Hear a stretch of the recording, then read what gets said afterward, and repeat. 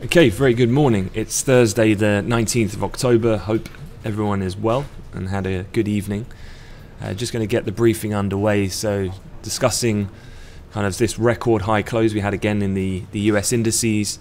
We'll take a look at some historical data, which I think you might find quite amazing in terms of today's obviously a very significant day because it marks the 30-year anniversary of Black Monday, which is when we had the stock market crash and the Dow fell 22.6% in a single day. So there's some pretty interesting stats I've got for you about the performance since then. But getting straight into the briefing then, let's have a look at how the charts are set up this morning. And this was something which we were talking about quite a lot yesterday, was the risk that once we get to these kind of extended levels in the US equity market, particularly at record territory and breaching significant psychological levels like 23,000 in the Dow, at what point do investors start to just take a little off the table, book some of that profit, and then you see a bit of a natural kind of retracement after this kind of euphoria of reaching a psychological level just dissipates.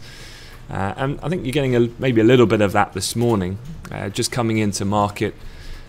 Again, the Dow, impressive really, got up to in the futures 23,124.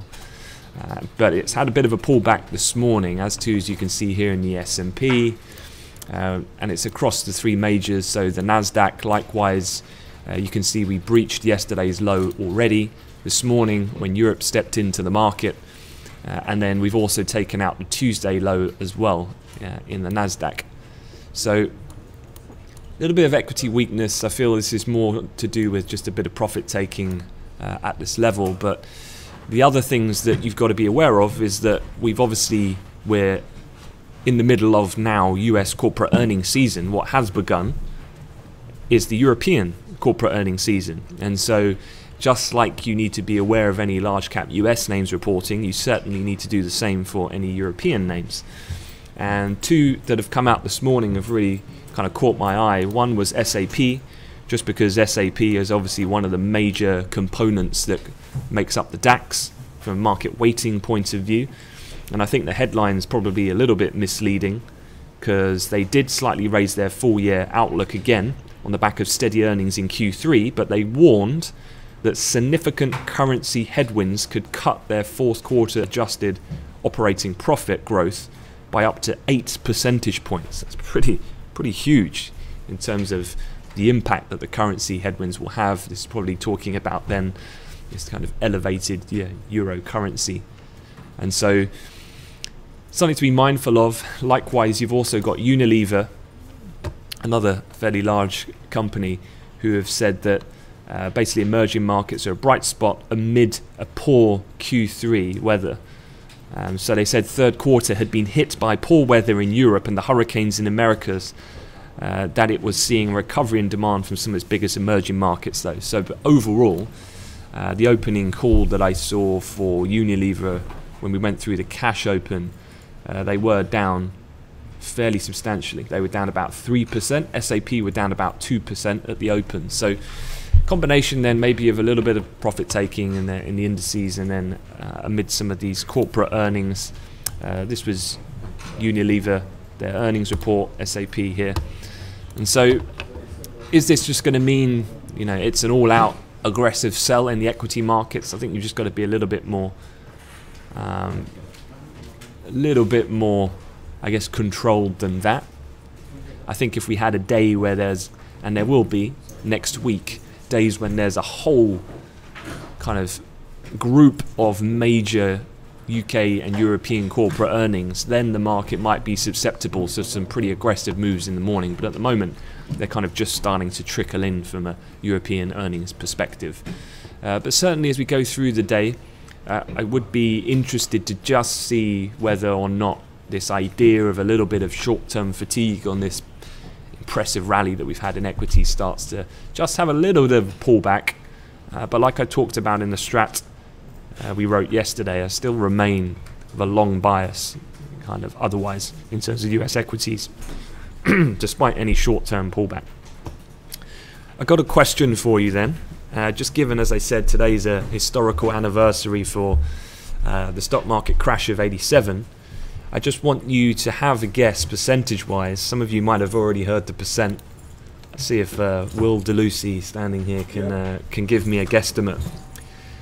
If you were to have purchased the S&P 500 from the point of the low of the Black Monday crash, what would be your percentage return, performance-wise, from for the S&P? I'm gonna go for 1,000%. Okay, we've got Will at 1,000%. I've got Sam North at 2,000%. Any other takers? 1,500. 1,500%. Right in the middle.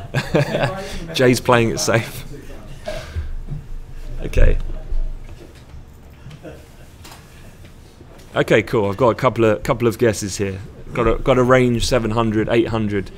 Well, let me show you. Let me change over my screens. So the S&P would have risen. You would have made a cool 2,123% return on the S&P if you were to have gone long at that point. Hang Seng second place. Unfortunately for Vas, the Greek stock index is basically flat. What return would you have made if you bought a flat in London at that time? Yeah, if you bought a flat in London, Will was just saying, yeah, you would have also made some pretty handsome returns back in 87. But yeah, you can see here this table. It's just incredible, really, the way the market has reacted since then. In terms of even the Spanish index is up 811%. The FTSE's up nearly 800%. The Nikkei actually only up about 12%, quite interestingly. Gold up 166. But yeah, the S&P is just quite incredible at these rates. So yeah, just a historical fact, just given the president of the day. Just before I continue, I am just keeping a half an eye on cable here. It's just crept below in the last 10 minutes or so the pivot level, and we've got 132 just in sight to the downside. We're trading at 06 at the moment, so just making you aware of that. Okay, one of the other things, just going through the headlines of the day, obviously Spain in focus. Going to hopefully try to wrap up this briefing ASAP, because I do know that we are still awaiting really formal confirmation of the deadline that Rajoy put in place last Friday as today for the Catalan president to declare whether or not they are going to go ahead and formalise their push for independence, and then what happens thereafter, and obviously the talk about invoking Article 155 to take over and remove the autonomy of the region so that Madrid can take full control. Now, the last I've heard this morning has been the Catalan president has told Rajoy that he's ready for independence. The Spanish PM has said that may call a cabinet meeting on Saturday, and so I think this is a little bit ongoing at this point, but certainly I would just be aware of it. If I was to have an educated guess, I would say that the Catalan president's kind of towing the same line as before in communication. Yes, we're going to do independence, but he's still seemingly reluctant to formalise it. And I'm sure that these talks will go into the weekend, so maybe on Monday we'll have a bit more clarity from an official standpoint what's going to happen. Elsewhere, other things that have occurred, as you may have read, you've had Chinese GDP, and that's come in at 6.8%. You did have a cluster of Chinese data overnight, and this is obviously interesting because it comes amidst this party congress that's going on at the moment. This is quite an interesting chart that I just wanted to show you, and really I just want you to focus on the real GDP growth figure, so the blue one, because at 6.8% that means we've had relatively stable economic growth in China, certainly since the episode of fears of a hard landing that really dominated the beginning of 2016. But just check out where GDP was pre-financial crisis in China, and it will start to make sense why China are kind of a little bit disgruntled about this level of growth, even at proportionately way higher levels than we have in the Western world. That's because China's GDP was tracking at nearly 15% prior to the financial crisis. So to be half that in this present context is obviously a completely different state of play for them. But other economic data that did come out overnight was fixed asset investment, retail sales, industrial production, all of which were basically in line. There wasn't really much there, and I would say overall Asia-Pac sentiment was more so dominated by the fact that we had this continuation of the record close in the US. You did also have a notable tech name getting that side of things underway for corporate earnings season in the US, which was IBM. And IBM put out their best performance in 8 years, so it also helped at that time as well. One other question as well that I had at the time, and just highlighting really this paragraph here, was we had the oil inventory data yesterday, and obviously it was a bit of a surprise on the listening to the squawk where they said US output was down 11.3%. I think everyone was a bit gobsmacked by why on earth has US output dropped pretty much over 1 million. And I've asked around, and one of the main things that's come back, I haven't really spoken to this chap yet, he just left me a message from overnight, but he was basically saying that there was a rebenching or a re-benchmarking of the way the statistical analysis was conducted, which basically, as I've highlighted here, it attempts to identify a disconnect of recent trends in domestic production reported by the Petroleum Supply Monthly data. So essentially it's a bit of a statistical quirk, which may be why the market kind of didn't react to it, because the kind of institutional side, where the big oil majors, let's say, as well, are trading these figures, are aware of these kind of statistical anomalies. So I wouldn't read too much into that at the moment. Certainly I'll continue to kind of read around the subject and update you accordingly as I get more information on it. Just looking at the calendar for today then, there are a couple things we need to be aware of. Retail sales in the UK really wraps up what has been an interesting week for the pound, because you've had high inflation but relatively weak wages, albeit they beat. Still, we're seeing a divergence between negative real wages and that of increasing prices, which net has played out as a negative drag on the pound.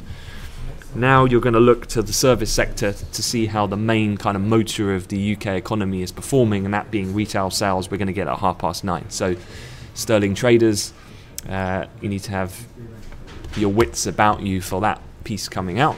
That'll be at 9:30. And then also from a Brexit point of view, I've managed to obtain basically the agenda for the EU summit. Presumably these are Brussels times. So we're looking at the arrivals happening later on this afternoon. You then get an exchange of views with the president, a working session, and then we go through and actually looking at this event, because obviously it goes through, and Friday is continuation of the EU summit. Specifically, there is a working session of the European Council, and importantly Article 50, and that's happening on Friday morning. So it might not be until actually tomorrow we start to hear more details on the Brexit situation. And obviously that's been at a stalemate, and so could also, if retail sales are negative and this comes out, we could see some decent movement in the pound. Otherwise on the calendar, going into the US session, weekly jobless data and Philly Fed, and then that's pretty much it. So just having a quick look at the charts this morning, as I said, you're starting to see a bit of negativity just developing. Just looking at the DAX here, 13,000, that's S1. Just below here you've kind of got the low point that was seen on Tuesday's session, kind of just below. So again, equities a little heavy, some disappointing European earnings, combination with some profit taking from these elevated levels on the push we've seen in US equities.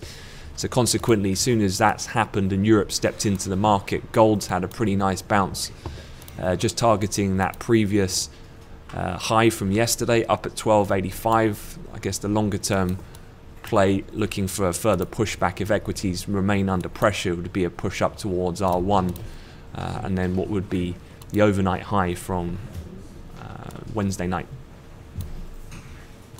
in the early hours of the morning.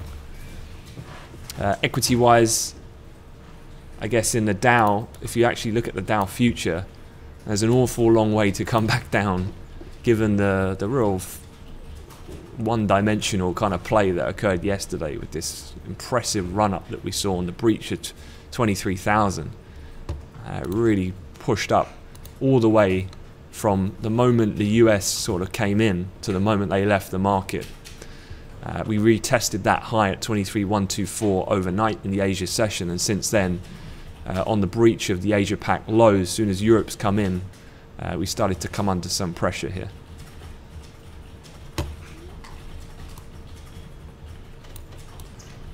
Okay, going to leave it at that. As I said, keep it relatively short and sweet.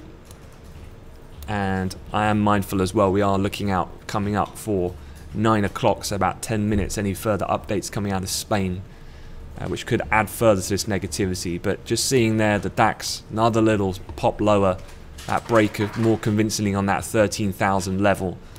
So now just keep an eye on that low from yesterday afternoon, just testing that now, 12,986 target. Continuation of that, then looking for the Tuesday low down at 12,958.5. Okay, I'm going to come off the mic. Market's moving at the moment, so have a good day. Thank you very much.